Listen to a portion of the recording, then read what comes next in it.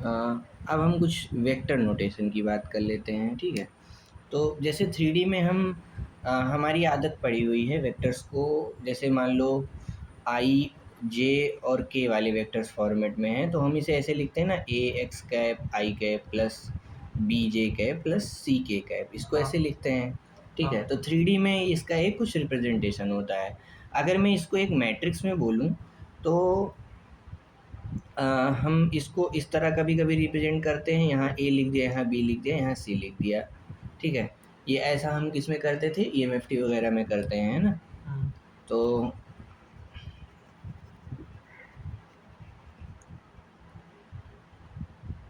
अब अगर हम एक चीज़ ये कहें कि नोटेशन की बात करें सिर्फ सबसे पहले, अगर ये कोई वेक्टर नोटेशन ऐसे लिखा हुआ है, ठीक है, और कोई नोटेशन मतलब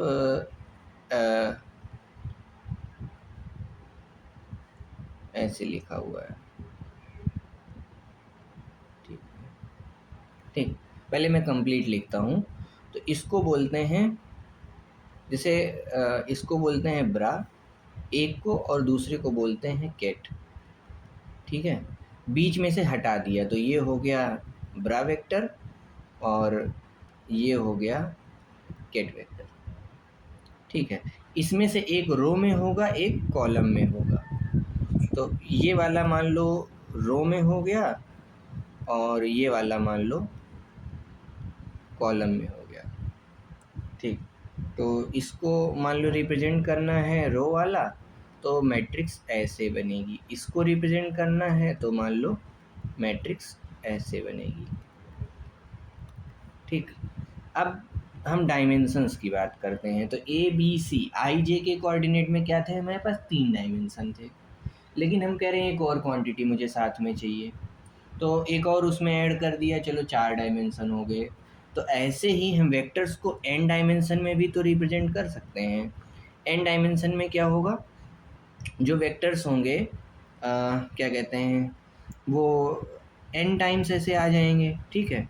तो जो हमारा ये जो नोटेशन है वेक्टर का, वो ऐसे हो जाएगा कि ये C1 हमने कहा कोई कांस्टेंट और उसका कोई डायरेक्शन U1 डायमेंशन के लिए, प्लस जैसे A I cap plus B J cap plus C K cap लिखते हैं, तो वैसे हमने constant C1 constant C2 U2 plus ऐसे dot dot dot dot n बार हमने लिख लिया। कहाँ तक लिख लिया, इसको हमने लिख दिया मान लो CN UN, ठीक। ये नोटेशन हो गया, तो ये n डायमेंशन के लिए हो गया,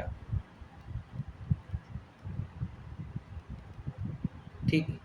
तो जैसे हम वेक्टर पढ़ते हैं, ठीक है, वेक्टर स्पेसेस क्या हैं, वेक्टर स्पेसेस समझने के लिए पहले हमें फील्ड समझना पड़ेगा, ठीक है। तो जैसे रियल नंबर है, तो ये रियल नंबर का सेट है, ठीक है। पर रियल नंबर के सेट के नोटेशन में हम एक और लाइन ऐसे खींच देते हैं, इसको बोलते हैं फील्ड ऑफ रियल नंबर।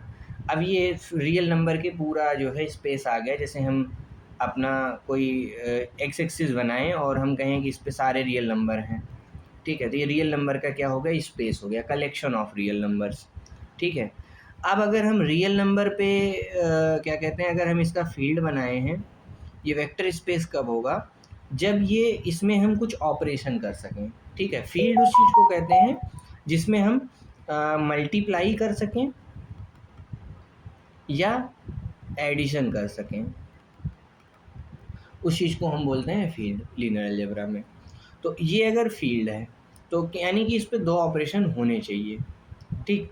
यानी मल्टीप्लाई कौन सा, स्केलर मल्टीप्लिकेशन, मतलब अगर मान लो ये मेरा नंबर है 5, तो इसमें हम 2 से मल्टीप्लाई कर सकें और इसकी एक डेफिनेशन होनी चाहिए कि 10 आया। और अगर हम इसमें एडिशन करना चाहें 5 + 5 तो 10 होना चाहिए। ये तो रियल नंबर के लिए हो गया, ठीक है।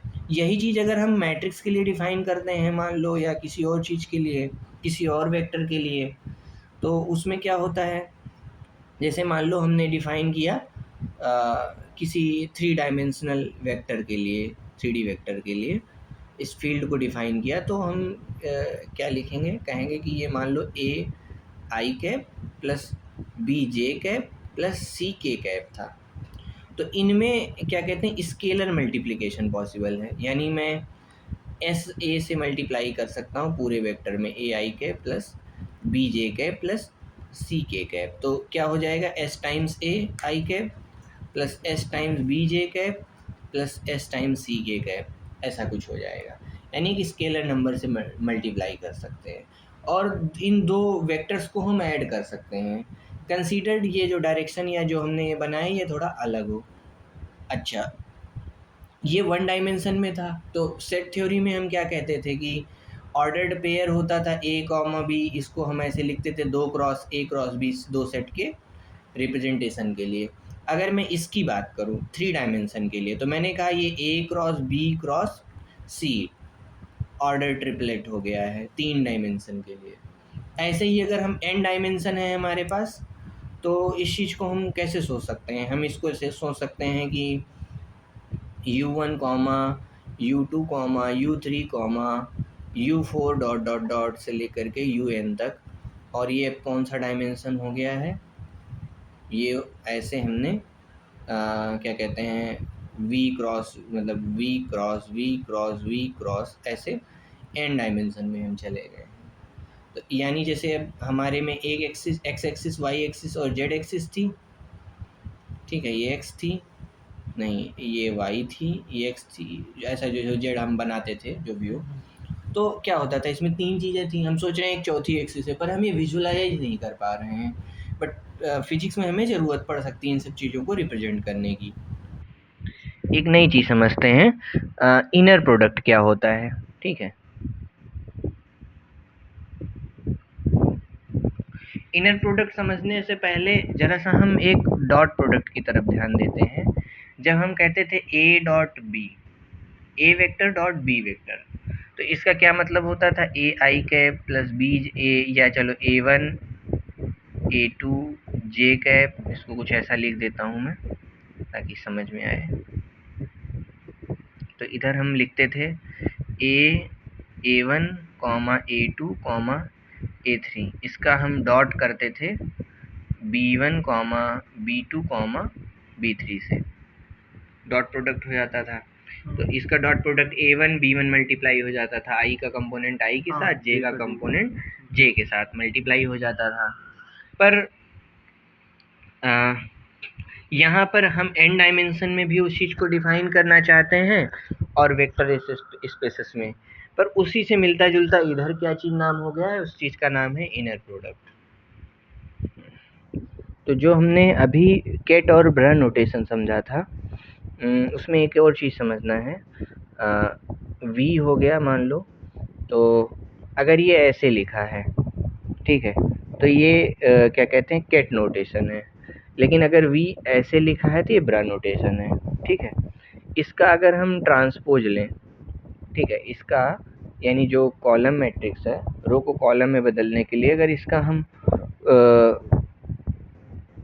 कॉम्प्लेक्स कॉन्जुगेट लें और ट्रांसपोज लें, ठीक है, तो इस चीज़ को हम बोलेंगे, और इसका कॉम्प्लेक्स कॉन्जुगेट ले लें, ठीक है। तो ये जो केट था ये ब्रा में कन्वर्ट हो गया, ठीक। अब अगर हमें इनर प्रोडक्ट निकालना है या मैग्नीट्यूड निकालना है, तो मैग्नीट्यूड निकालने के लिए क्या करते थे, उसी वेक्टर का उसी के साथ डॉट करके स्क्वायर रूट कर लेते थे।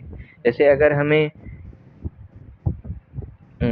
कोई वेक्टर है ए और इसका मैग्नीट्यूड चाहिए, तो हम क्या करते थे, इसके जो ए है एक से ही डॉट कर लिए, ठीक है। अगर हमें इसका मैग्नीट्यूड चाहिए तो ए डॉट ए कर लिए पहली चीज़ तो, और फिर रूट लगा दिए, स्केलर प्रोडक्ट और रूट कर दिए। तो वैसे ही हम यहाँ क्या चाहते हैं कि अगर हमें v और v का जो है वो निकालना हो, मैग्नीट्यूड निकालना हो उस वेक्टर का, तो यहाँ पे क्या आना चाहिए, पहले टर्म में वही वेक्टर होना चाहिए। पर अगर कॉम्प्लेक्स नंबर है तो इधर उसका कॉन्जुगेट होना चाहिए, ताकि आई टर्म आपस में कैंसिल हो सके अगर कभी इमेजिनरी टर्म आ जाए। तो ये नोटेशन के लिए हम क्या चाहते हैं, तो ये एक मैट्रिक्स है, ये उसी की कॉन्जुगेट मैट्रिक्स हमने इधर लिख दी, ठीक है। तो ये बेसिकली क्या लिखा है ये v लिखा है और ये इधर v का कॉन्जुगेट करके ट्रांसपोज लिखा हुआ है।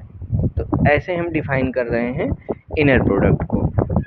ठीक है, अगर मैं एग्जांपल में बात करूं तो इस चीज़ को लिख सकते हैं 1 माइनस 3i और 0, एक ऐसा एग्जांपल चलो मैं ले लिया। तो अब ये 3i है, इसका जब करेंगे कॉम्प्लेक्स कॉन्जुगेट तो 1 तो 1 ही रहेगा। -3 का देखो ये +3i होना चाहिए और 0 का 0। ठीक, तो जब इसका करेंगे कॉम्प्लेक्स मतलब जब इसका मैग्नीट्यूड निकालना चाहेंगे हम,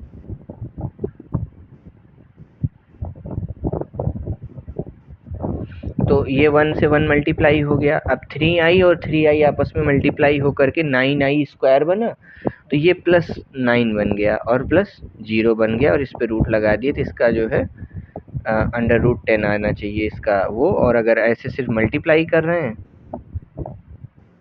हाँ, तो ये क्या आना चाहिए, 10 आना चाहिए इनर प्रोडक्ट। तो